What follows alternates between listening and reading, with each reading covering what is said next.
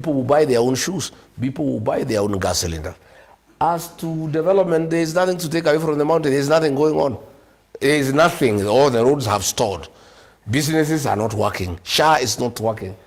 These people of ODM who are saying redirect development, there is nothing in the mountain. There is nothing to redirect. But the people have made a decision. They don't want anything to do with William Ruto and his people. I'm sorry if the people of ODM are feeling offended. That's the mountain people for you. For many years you tried to ask them to support you, they didn't because they are that way. They are people who are very principled. They make independent decisions. Okay. They elect leaders if they think they are good people. If they decide you are not good, they reject you and they don't know how to hide. They are not pretentious. You know, they don't want to cheat William Ruto. Even that things they took from him, it is because there is a Kikuyu saying that you don't allow an elephant to die with the tusks. You remove them. And we've heard you saying that. Yeah, you remove the tusks. They just decided because this money is stolen, there is no harm in stealing it from William Ruto. Because he has conned people, there is no harm in conning him. But we have told them now that it's over, go back to your farms and be nice people and be truthful. And I've actually told them this money is too stained with the Gen Z blood. It's stolen money from sick people in Kenyatta National Hospital. The mattresses that were given there are for sick people. I've asked my people, much as we don't want the elephant to die with the tusks, don't take it anymore. Let's close the shop. Let's William Ruto take these goods elsewhere. Let us struggle for the next 1 year.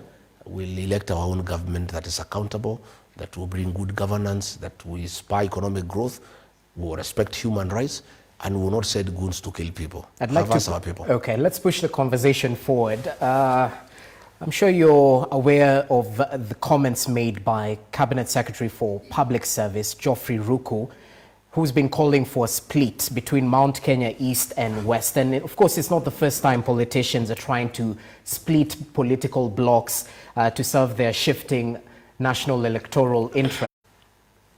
Hiyo kura inapigwa leo orokarao. We don't care about the results. Hiyo kura inapigwa leo orokarao ni ya wao watu ya Mount Kenya West. Wapige vile wanataka kupiga. The result of Morokarao will not interfere with our decision kama Mount Kenya East kusupport William Ruto 2027 kuhakikisha kwamba kura zetu zote kutoka Ntona kwa kikapu moja ya Mheshimiwa William Ruto.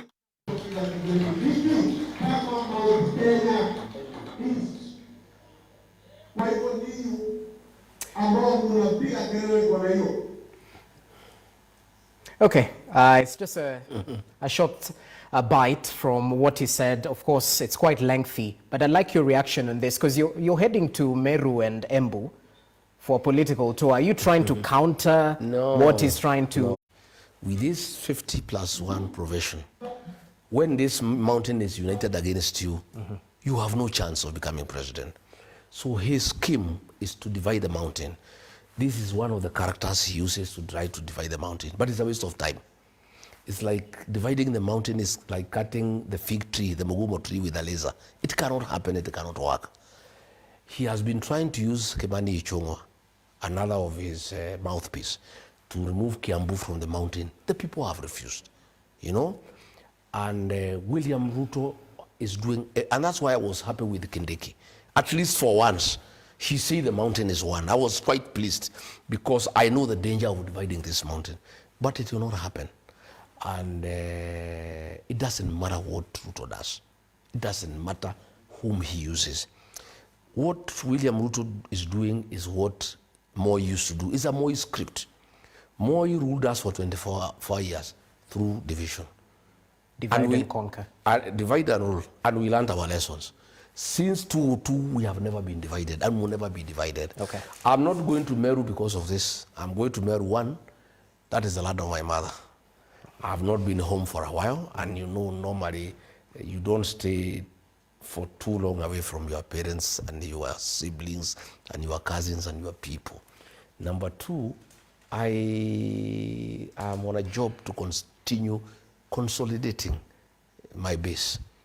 My base is the mountain, Nairobi and the Mar. I continue continuously. I have not been to Meru for a while, I think 3 months, So after the conclave in Wamonyoro, I felt that it is important that I go home, touch base, and see my uncles, my aunties, and also talk to the people of Meru. This is not an issue. It is something that cannot work. You know, Moi did it. We suffered. We learned. And Point it's across. something we have agreed Okay. as Meru, as Embu, as Kikuyu. It will never happen. It's an exercise in futility. Let's speak about your political conclave, sir. 36 days, if I'm not wrong, into that 45-day Yeah. political retreat and consultation drive. Yes. It seems we brought you to Nairobi before you finished Yeah, it. yeah. So let's talk about the progress made. You've met various delegations. Yeah. What have you gathered? Because you had mentioned you'll get the pointers and then have a sit down with former President Uhuru Kenyatta and chart the way forward.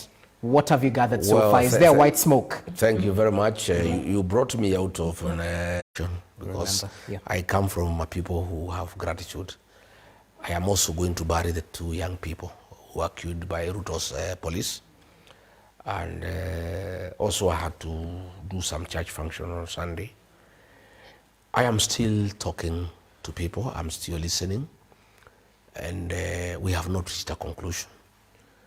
And a lot of issues have arisen. Case in point? I don't know. Many opinions, many suggestions, caution.